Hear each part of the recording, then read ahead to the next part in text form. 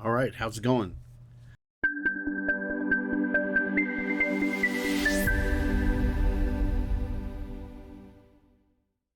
So, have you ever had that dreaded allow button not show up? Yeah. Well, we're going to show you what it took for me to fix that, and right now I'm running over a 5,1 Mac Pro 2012 Sequoia 15.5 with OpenCore Legacy Patcher 2.4. I'm running my Apollo Twin, which is a Thunderbolt off of the Titan Ridge. That's been pre-flashed. I bought it pre-flashed for Mac OS, and it is working. And so I'm just gonna show you some stuff here first, and what it actually takes to get this thing to work. I mean, I worked about 3 days just to find out that it was my own impatience that was killing me, and it might be yours too. So here we go. This is the second time around for this video, because the first one I tried to use a USB mic and it sounded terrible. So now I'm using my AKG over my Apollo, and hopefully it sounds a lot better. All right. Okay, so I'm going to switch to, just to show you what I have right here. So you have the 2012 Mac Pro. I'm running two 6-core Xeons. I got the RX 580 card, and that card's the Sapphire card. It won't show up natively in the boot unless you have OpenCore, then it will. So it's working. And then 32 gigs of RAM, Sequoia, and then right here, Sequoia 15.5. All right. Now, right off the bat, let's talk a little bit about the upgrade. I do have an upgrade video somewhere around here for when I put in Sequoia 5.1. With 5.5, you need OpenCore 2.4. So when you go to your OpenCore, let's look at that really quick. Hopefully it's still there this time. It should be like right. All right. See, 15.1.5. Right? I'm not going to install that. I'm going to delete that. And I'm going to delete that. And this is what I had to do. You have to delete the 1.5 app. And I'm going to move it in the trash. And I happen to have 1.5 sitting, 2.4 sitting right here. So I'm just going to load that real quick, and we'll reinstall that.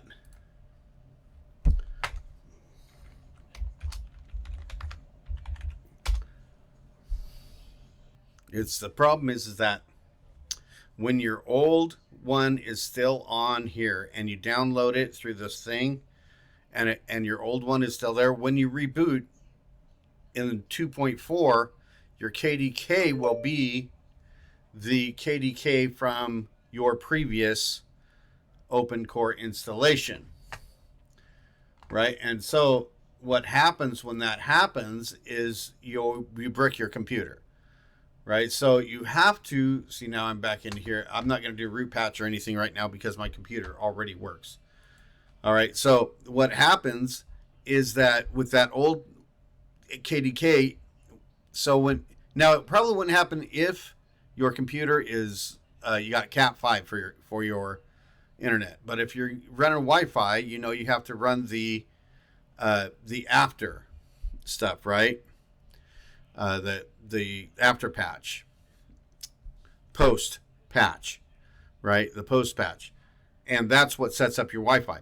So when you open it, though, when you install it, it looks for the KDK, and then it says, "Oh, it's not here," and then it goes to go online, and you can't find it, so it uses the previous one, and then when you start your computer, it bricks it, right? Or you got all kinds of problems, right? So it took me a while. You have to first, number one, you have to first make sure you download the KDK package. I'll take a picture of it right here somewhere, and then use that and download it, install it first, unzip it, install it, and then make sure that your old OpenCore patcher is deleted, install your new OpenCore 2.4, and then go on and install your software. And then you won't have any problems. Once you have installed your software, let's just fast forward now. Say you got it all the way up, right? And it's running. You got your Wi-Fi set up, you got everything all set up, and now you're ready to install your Thunderbolt Apollo. Well, first off, it won't run over any of the Thunderbolts that are on the 5.1, right? You have to get a card. And so I got the Titan Ridge card. Here's a Maple Ridge right here. It's the same thing. Titan Ridge is a little better. You can get these flashed or flash them yourself. And the problem that these have, right, the Maple, this is Maple, but Titan Ridge, you have to jumper this one, right? You'll have it's the regular header, right? USB header, a plug-in, right? You jumper it between 5 and 3 if you have no other power and you don't want to use the USB, right? If you're going to use this just for Thunderbolt, all you have to do is jumper that and you're good to go. If you want to run your display ports and run the a drive, then you're going to need power, right? So you'll have to hook up to these 6-pin powers, and in your 5.1, that means that you're going to have to get splitter cables, right? Because you're going to use up both your mini 6 pins for your one for your one power slot, right? So you're going to have to split those mini 6 pins and to be able to power this card. And so that means you're going to be splitting the power between this card and your video card. That's if you want to run all the displays and everything. If you want to run the USB-C functioning of this, then you have to plug in this data right here, right? The 9-pin USB. I called the other one the header. It's not. The other one is the jumper area, but the 9-pin USB header cable. Now, for most of the 5.1s, right, you're going to need a cable that has something like this, 9-pin on one side and 6-pin if you're going to tear apart your computer, right, to go to 6-pin. I don't want to tear apart the computer. I tried to, but it wouldn't. So I didn't like that idea. Alternative. You could run, an alternative is that you could run 6-pin into 5-pin USB, come out of an empty slot and plug it into the USB slot on the back of your computer. That'll give power to this, and basically you're just swapping, right? You're going to use up one of your 2.0 USBs and get a 3.1 in return.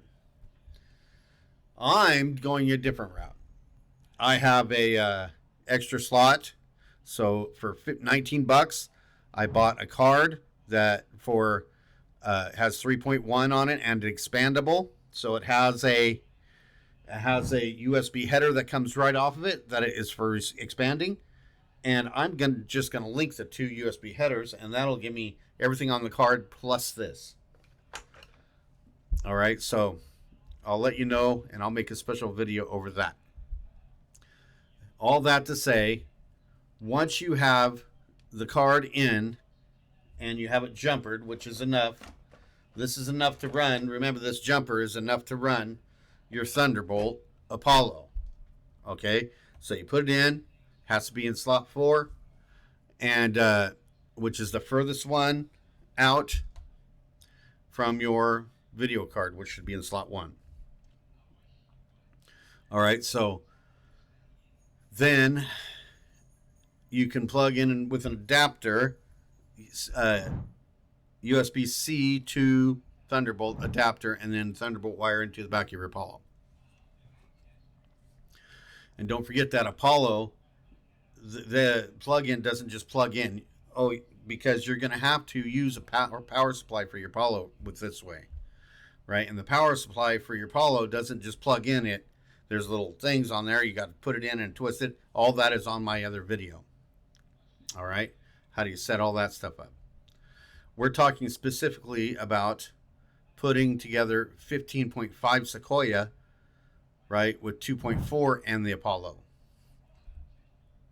Okay, so once you have all that set up, then you have to reboot by pressing Option R right when you hear the startup tone to go into recovery mode.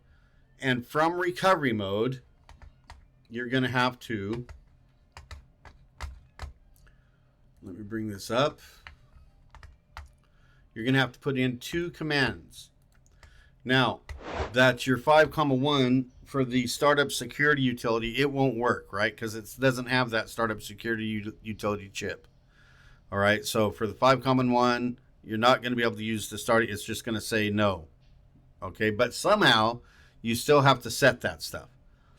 So first off, here's the 2 commands that you're going to put in once you're in the recovery mode. You go into your Finder or into your search, your thing, what do you call it? This thing right here, and the glass, and then search up, right, terminal, right, and then open up terminal, and you're gonna just type this CS util. First, you can put like this: you CSR util, and then you want to say status first. And this is what I'm posting this so that you can see what it should look like. All right, so everything's disabled down to debugging restrictions, and then the rest of it is enabled. All right, so then you're going to type in CSR util disable, CSR util authenticated root disable, and once you type both those commands in, you're done. Right, that's all you need.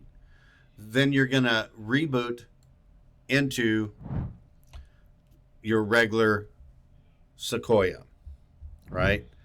Now I did skip everything that you do with OpenCore to set it up. You know, of course you've already ran the kernel and you've builder and then the post install. You've done all that, right? And this is all after all that. Okay, so here's the biggest problem that most of these have, right?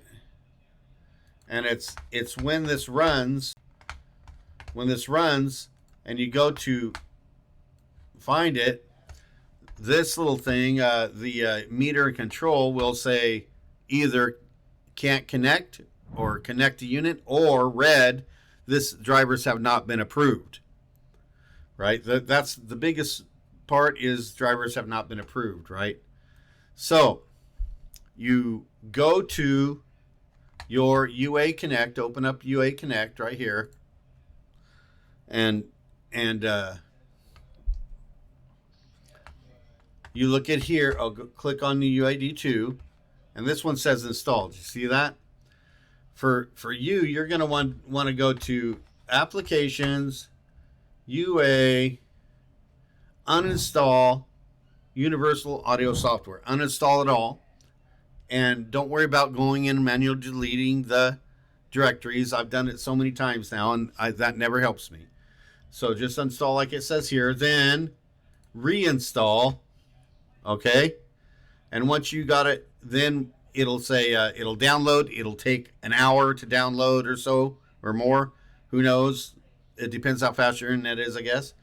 And then once it's downloaded, right? And by the way, if you need to find that, it's under System Let's see. Well, you probably won't need to find it, but it's under the temp folder under application help or whatever, and audio or universal audio, and then you can look under temp or a cloud temp, and you'll see the temp file, the installer there. If you want to have a copy of that. But I researched all that. I spent 2 days with ChatGPT, and I tried everything I can imagine to try to get it to work, and couldn't get it to work. And so finally, I installed, and it comes up and it runs through the whole installer. You'll run through the whole installer, and then it'll get to running scripts on the end. It's on the end, right? Running scripts. And then I waited like 30 minutes, and then I figured it was just hung up, right? So I would delete it. I'd done that like 4 times. I waited like 30 minutes, 45 minutes, and then finally said, okay, something's wrong. And then finally, what happened truthfully was I forgot about it, went out and watched the show, and after 2-3 hours, I came back and found that the script had completed. Right? So the running scripts, it looks like it's hung up, and it will take hours when you have this kind of setup. Right? You're running 2.4 and you're running Sequoia 15.5 and all these hacks to make this stuff work. So it ends up, imagine if you have a 2019 Mac Pro, you won't have any of these problems. But with what we're running to try to make this work, it literally took about 2 hours or longer. And then I just came in and checked it, and it had completed finally.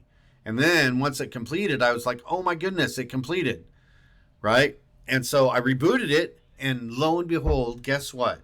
It came up. The let me see if I have it here. Applications, Mac Pros, is it? Yeah, so you go here. Oh, I just want to show you. First, I'll show you. This is my report. This is what it should look like. Here's USB, and under USB, you should have, which one is it? There should be a 3.1. So here's the USB that won't function unless you have the USB header hooked up to it, the regular USB functions. However, the Thunderbolt will function, right? So if you have the Thunderbolt hooked up, it'll still function without the header, as long as you have the jumper there from pin 5 to pin 3. And so you can see that it's connected and it works. Also, you're going to see it under PCI, right? So if you have universal audio right here, you're going to see it right here because it's hooked up to the Thunderbolt, right? So you'll see it here. Here's the USB X host that won't work. Anyway, so you go into system settings, and you have to go down here to privacy and security. Right here, you go down all the way down here, and it'll show up there, the allow button. Finally. Also, if you come across, this happened to me a couple times too, come across a package, and on 15.1 and 15.2 or whatever, you have the choice. You could click on it and say open, and it would say, oh, we don't trust this, open it anyway. And then you'd open it that way. On 15.5, it's not that way, right? You have to try to open it, and then you come in here, right? And it'll say, hey, you tried to open right here on top or something. It'll say, hey, you tried to open a package that wasn't from this, and there's an allow button right there, or open anyway button right there to open that package, right? Because when you try to open it normally now, it just says close and done. That's the only choices you have, close or done, because it says, hey, this is not from us or whatever, and we don't trust it. So close and done.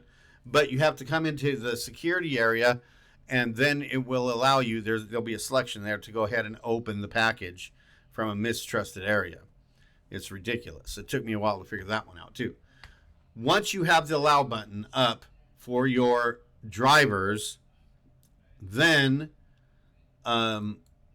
you should it should just come right up, and you won't have a problem really. As you can see, mine is coming up. I showed you the thing, and here it is. I got it maxed out. I guess I shouldn't be having it that high. It's probably going to be clicking, right? So that's coming right into my Apollo. Watch me have to redo this for a third time because it's capping out. You know it cracks when it caps out. Okay, so there we go. All right, that's it. So we covered quite a bit of things here. I'll let you know if that actually works, and I expect it to. I'm going to just jumper with using that 9-pin right out of the back of the card that I bought for USB 3, USB 3 card, and then I should be able to jump it right in there, and I'll have that extra port too. The only thing I'm not running is the power, because I don't really need that. I'm not running any heavy displays, and I'm not powering any drives, and I have a power supply for my Apollo, so I don't need that. And I don't feel like hacking my computer up. Needless to say, it's pretty sad. It's getting really difficult to use these old computers nowadays without hacking them up. I imagine that most of us are either going to go to an M2 Mini Ultra Studio, M2 Studio Ultra, or whatever.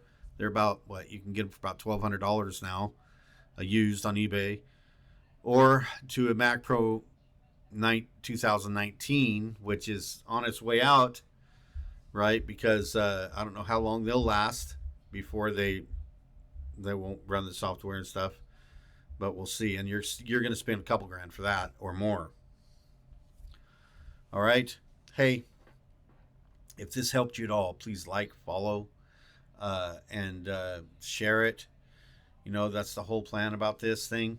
I have some other channels that I'm going to be working with this year. I'm taking a year off, and I'm going to be working on videos, and I'm going to be working on my health, and I'm going to be working on my channels, and I'm going to be doing all this stuff. So keep around. The Jeffrey Morse or Jeffrey Curtis channel has the Pulse space stuff and the educational stuff, and it also tracks the monetization. And this one is all music and DIY, right? And music production, and sometimes that's stream gaming. And then I also have one that is called transformation, body transformation, and that's my health channel. And that it also has a travel area that I'm going to start up on that. So check it all out. Help me, please, and to get to the goal of getting monetized and trying to make a living off all this stuff or whatever. All right. I hope that helped you. It was a bunch of talking and a bunch of showing you online. I didn't show you a lot on the computer. There's a lot of other videos for that. I just wanted to mainly address the problems with Sequoia 15.5 on a Mac 5.1 running OpenCore 2.4 and a Titan Ridge USB for Thunderbolt with an Apollo twin Thunderbolt. All right. So, and getting it all to work, and it does work, and it will work. And by the way, this is way more stable than 15.1 was. Way more stable. And I got all the new upgrades and downloads for Logic X and for Final Cut Pro and all that stuff. So, all right. See you later. Bye-bye.